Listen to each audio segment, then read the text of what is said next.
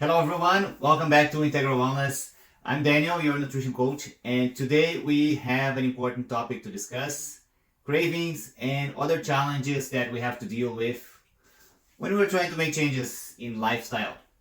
I've mentioned a few times before when we were learning what to do, how to manage portions in food quality. I said that barriers would be in your way, and cravings are probably the biggest ones.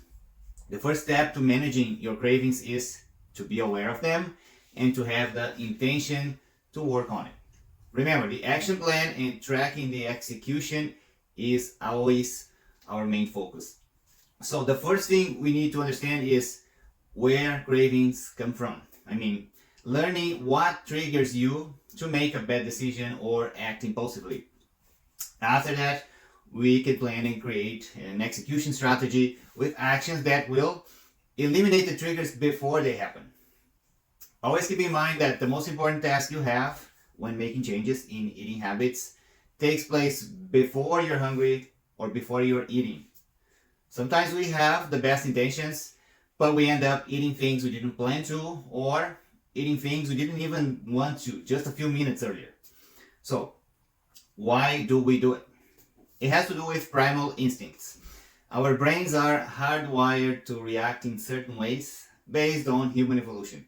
We still carry signals to eat as much as possible of calorie dense foods and avoid spending too much energy if possible, because we have the same brain from a time long ago when we didn't have easy access to food, didn't know when food would be available again. So whenever the cavemen and women had food in front of them, it was a matter of survival to store as much as possible, especially foods rich in carbs and fat. Besides that, physical activity was constantly necessary for survival, like finding shelter, finding food. So, if there was no danger in sight and their stomachs were full, they would sit and do nothing to save energy. This type of development, how we are built, those physiological adaptations, only happen over hundreds of thousands of years, or maybe millions of years. The problem is that we were able to modify our environment very quickly in just a few hundred years. And now we know food is available and physical activity is not essential for survival anymore. So, I'm telling you that it's in our DNA. We're hardwired to always eat as much fat as possible and do not move unless strictly necessary.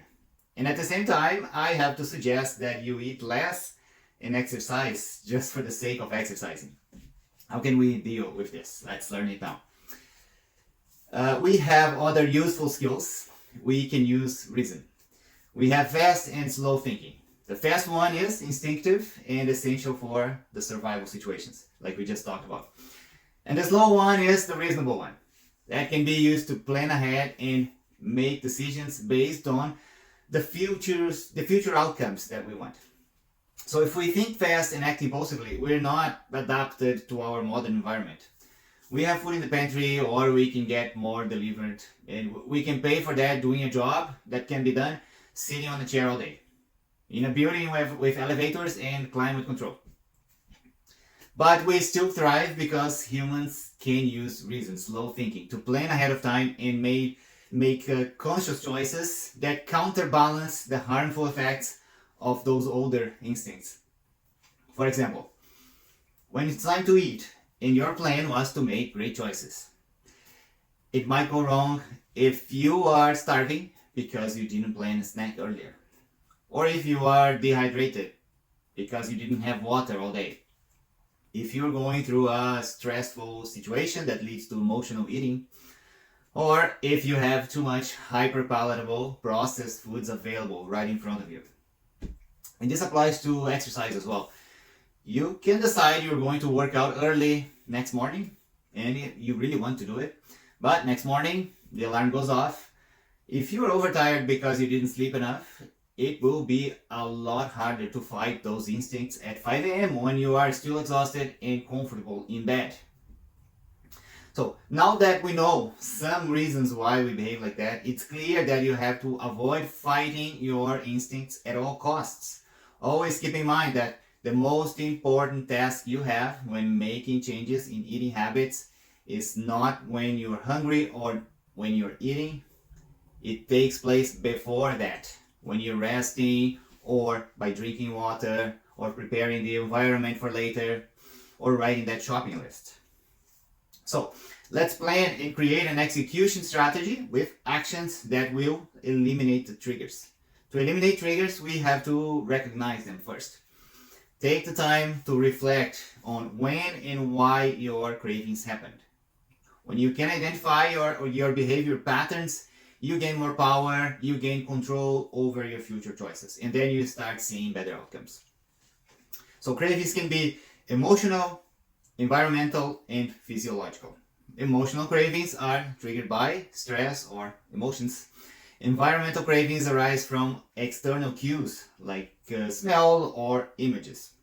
And physiological cravings are linked to nutrient deficiencies, maybe hormonal changes. You can ask your doctor about that. Or it can be as simple as being dehydrated and confusing thirst and hunger. Now, based on that, here are some actions to help you start making changes and avoid as much as possible situations that promote some undesired behaviors. Most of those situations can be prevented ahead of time. First up, hydration. Sometimes our bodies send hunger signals when in fact we are just thirsty. So before you reach for that snack, try having a glass of water and see if the craving dies down. Second, we have to make sure your meals are balanced with a mix of protein, healthy fats, and fiber that help stabilize blood sugar levels and reduce the likelihood of cravings. And that includes your planned, regular quality snacks that will make you feel full and satisfied so you don't think of food so frequently. Number 3 is mindful eating. So slow down, enjoy each bite, and pay attention to your body's hunger and fullness cues. This will help you differentiate between actual hunger and emotional cravings. So sit at the table, take your time, and avoid distractions like social media, on the phone, or watching TV during meal times. Number 4, prime the environment. Make sure those visual and convenience triggers are not around. It works well to simply store the sweets and things you want to avoid in the basement, out of sight, instead of on the counter. That's a great start and you should do it right away. Then we have number 5, to find substitutes. Old habits are extremely difficult to kill, but we can always replace them with another habit. It's a lot easier. And many of the flavors and sensations that we crave, from oily chips or maybe sweet drinks, can be replaced by other healthier options. There are crunchy foods and fizzy drinks that you can try and that will make you feel satisfied. Lots of clients use those simple food substitutes and we know it works.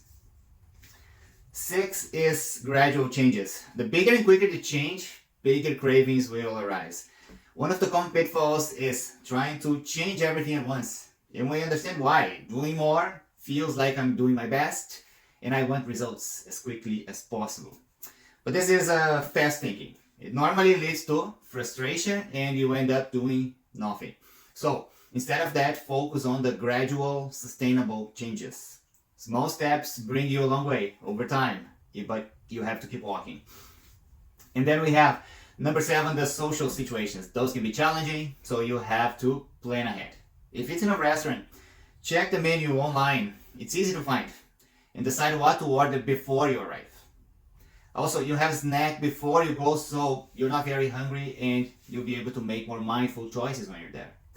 If it's with friends and family, you have to communicate. And only if you communicate very openly and with assertiveness about your goals and why they are important to you, most people will be understanding and help you. My final message here is every action now is linked to a future situation, as we discussed, when you may be more likely to make a good or bad decision. A lot of those decisions will come from instinct. A typical situation would be if you don't have a regular bedtime and stay up until late on your phone or in front of the TV, you probably won't sleep enough hours or won't sleep well enough. And instead of waking up full of energy at the time you're planning to, You may hit snooze a few times, rush through breakfast, don't pack any food, feel exhausted at 10 a.m., and when someone brings those donuts to the office, you're naturally craving fat and sugar. Your primal instincts will take over, and you're going to have one or two or maybe more. It's going to be the same cycle over lunch, afternoon, supper time, evening. We're just not adapted to the modern environment to be able to rely on fast thinking. And the consequences are the high incidence of obesity cases and lifestyle diseases that we see today. So, use reason and always anticipate. Do not improvise when it comes to your health and your quality of life. We do have training videos and guides that are specific to each topic we discussed today. So comment below to check them out and learn more. And that brings us to the end of today's conversation. If you found this information helpful, share and don't miss our next coaching videos. This is Daniel from Integral Wellness, reminding you to stay healthy and happy. See you next time.